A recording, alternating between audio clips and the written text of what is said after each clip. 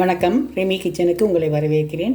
இன்றைக்கி நம்ம ஈஸியாக மசாலாலாம் அதிகம் போடாமல் கேரளா ஸ்டைலில் ஒரு கடலைக்கறி செய்ய போகிறோம். கடலைக்கறினா இந்த மாதிரி கொண்டக்கடலை, நம்ம சாதாரணமாக சுண்டல்லாம் செய்கிற இந்த கொண்டக்கடலை.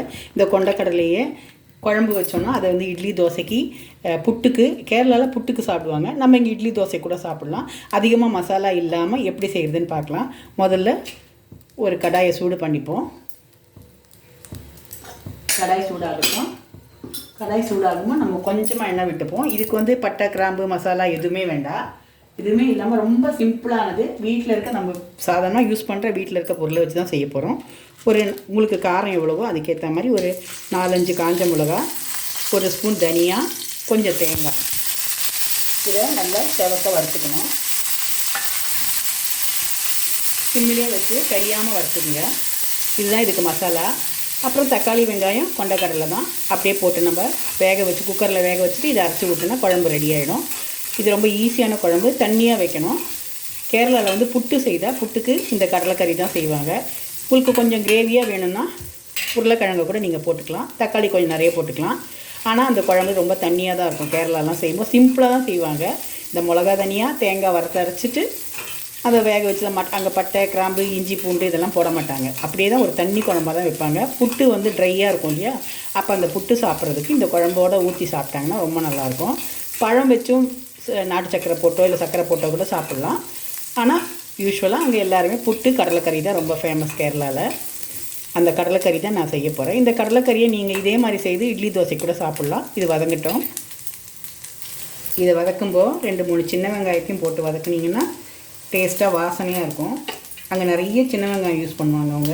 இங்கே தான் விலை கூட இருக்குது, நம்ம அவ்வளோ யூஸ் பண்ண மாட்டோம். ஆனால் உடம்புக்கு ரொம்ப நல்லது, குளிர்ச்சி, நல்ல டேஸ்ட்டு.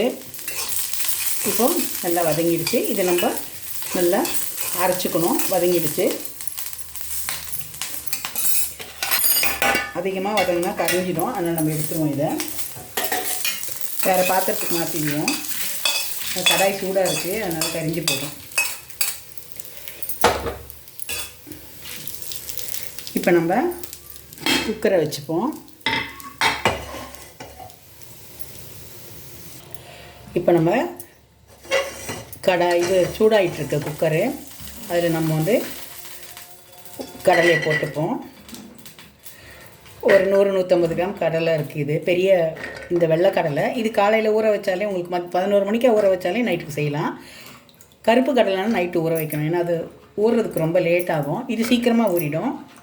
ஆனால் டேஸ்ட்டு உடம்புக்கு நல்லது அதுதான். ஆனால் டேஸ்ட் இது. அதனால் நம்ம எல்லாருமே இதுதான் ஈஸியாக செய்கிறது. எல்லாருக்கும் ரொம்ப பிடிக்கும்னு இதை யூஸ் பண்ணுறோம். கடலையை போட்டுப்போம். ஒரு வெங்காயம், ஒரு தக்காளி, ரொம்ப ஈஸி. இதில் நிறைய பொருளே சேர்க்க வேண்டாம். இந்த மாதிரி ஒரு பாத்திரம் தண்ணியை ஊற்றிடுவோம்.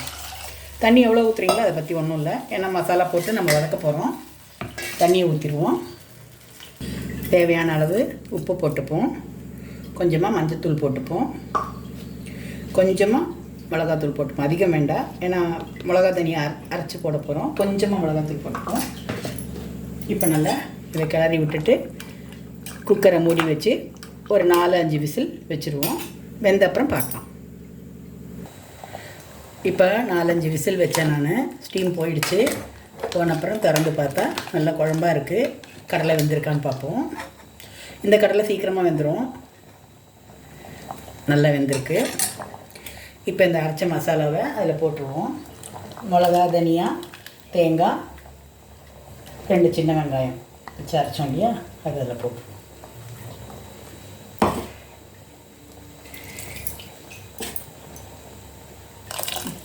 மிக்ஸி கழுகி தண்ணியை ஊற்றிடுவோம்.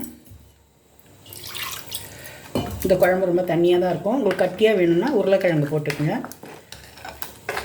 புட்டுக்கு வந்து தண்ணியாக தான் சாப்பிடுவாங்க.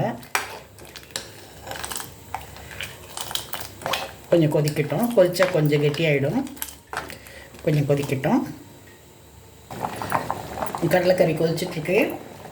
இந்த டைமில் நம்ம கடுகு, கருவேப்பிலையை தாளித்ததை அதை கொட்டிடுவோம்.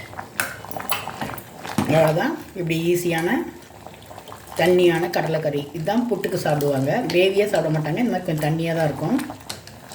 ஏன்னா புட்டு வந்து ரொம்ப ட்ரையாக இருக்கும், தொண்டையில் இறங்க கஷ்டமாக இருக்கும்.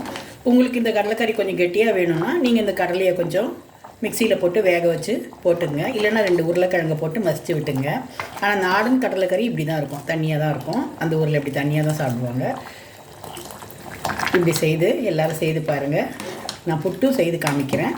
இதுக்கு காம்பினேஷன் புட்டு தான், குழல் புட்டு. அந்த புட்டும் கடலைக்கறியும், இல்லை தோசை இட்லிக்கும் இந்த கடலைக்கறி செய்து சாப்பிடுவாங்க. உங்களுக்கு கெட்டியாக வேணும்னா உருளைக்கிழங்கு போட்டு மசிச்சுங்க. இல்லாட்டா இந்த கடலையை கொஞ்சம் ஆறுன அப்புறம் மிக்சியில் போட்டு அரைச்சி விட்டிங்கன்னா கொஞ்சம் கெட்டியாகிடும். ஆனால் யூஸ்வலாக இப்படி தான் செய்வாங்க. இப்படி தான் இருக்கும் இந்த குழம்பு. இப்போ கடலைக்கறி எப்படி செய்யுதுன்னு பார்த்தோம். நீங்களும் எல்லாம் ட்ரை பண்ணி பாருங்கள். ரெமி கிச்சன் எல்லோரும் சப்ஸ்கிரைப் பண்ணுங்கள், லைக் பண்ணுங்கள், ஷேர் பண்ணுங்கள். தேங்க்யூ.